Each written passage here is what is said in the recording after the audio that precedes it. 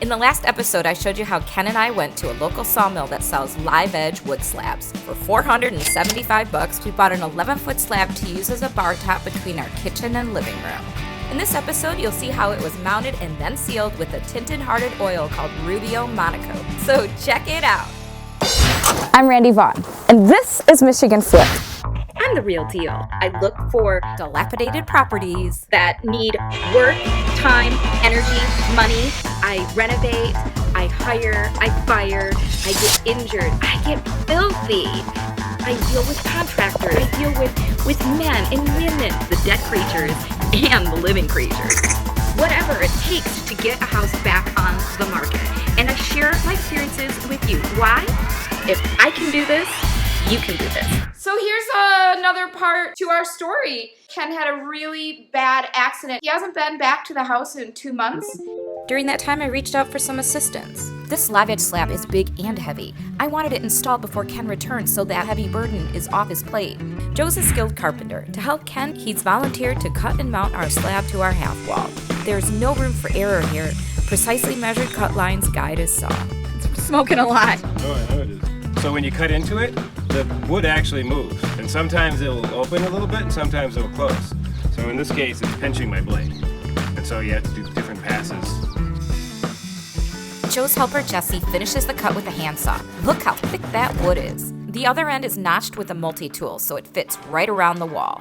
That drywall has been cut out for the install. It'll be fixed later. Right now this wood just isn't sitting well, and you can't force the slab to fit. Push it in, in! Things are a little tense. Okay. If you twist this out, that will break. Okay? Sorry. Oh, I didn't come out far enough. Yeah. Whew. Cutting out more drywall is the quick fix. As soon as you can tuck this in this way, you do. And then this one will go in straight and not try to go at an angle. Okay? Joe, what happens if it goes in at an angle?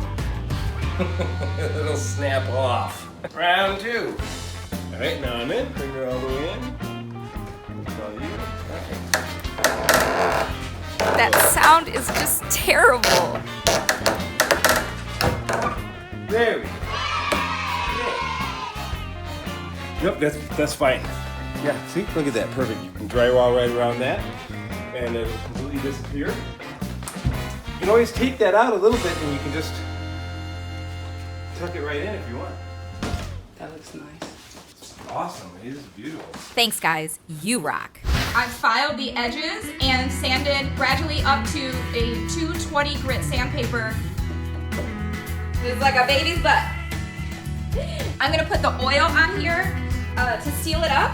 Before I do that, I have this tack cloth. I'm just very lightly gonna get all the dust and debris off. You don't want to press too hard because this has wax on it.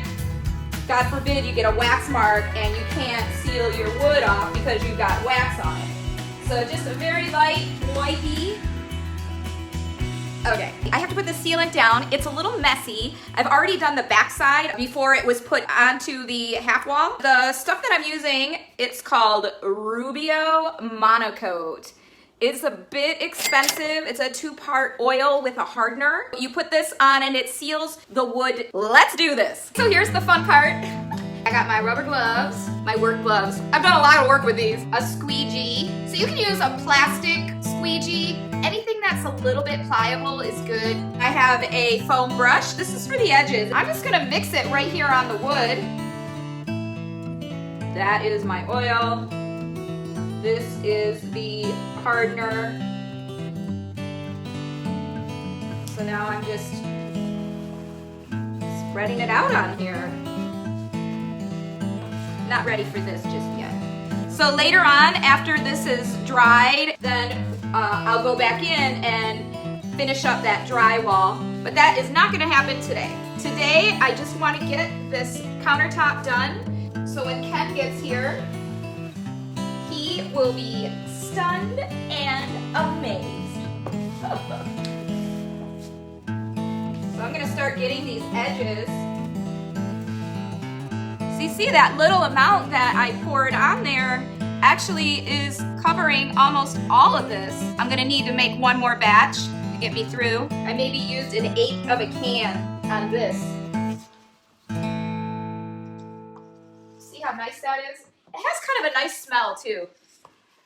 Kind of like a earthy, flowery smell. It's not annoying though. Now I picked Castle Brown as my color. I carefully chose it. That cabinet color, I matched that color to this and the floor color and my paint color. I matched all the colors to make sure that it flowed nicely. When Ken and I bought this, there were swatches for the Rubio Monocoat oil here. So we went through the swatches and figured out this was the winner. This was the money. It's important that you get your edges nice and sanded too, because you don't want to snag on your clothes or your friend's clothes or your Tinder date's clothes. Hey, Tinder's not so bad. My friends met on Tinder and they got married and they have a baby. Hey, Holly and Sean. Oh, called you out. Right now I'm using the foam brush. I am putting this Rubio Monocoat oil on the edge. We chose to have our edge a bit rough. It's really sponging in the sealant. Pretty cool.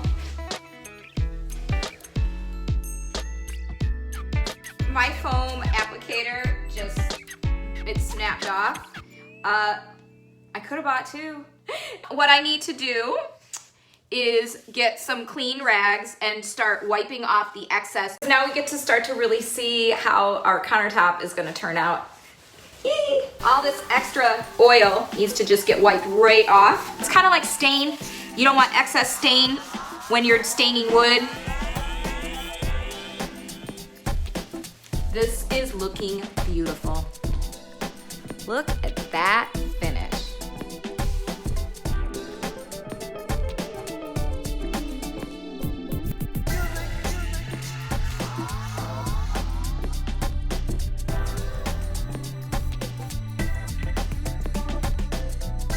Swanky, swanky. Ken's gonna love it. What do you think about the bar top? I'm really happy with how it turned out. It's nice to have it up and mounted, and I'm glad Joe did it. He did a really nice job with it. Got a couple screws in from underneath if we wanted to, but I think it's solid as it is. Now we just get this drywall fixed around the edges, which by we I mean you, and we'll be all set.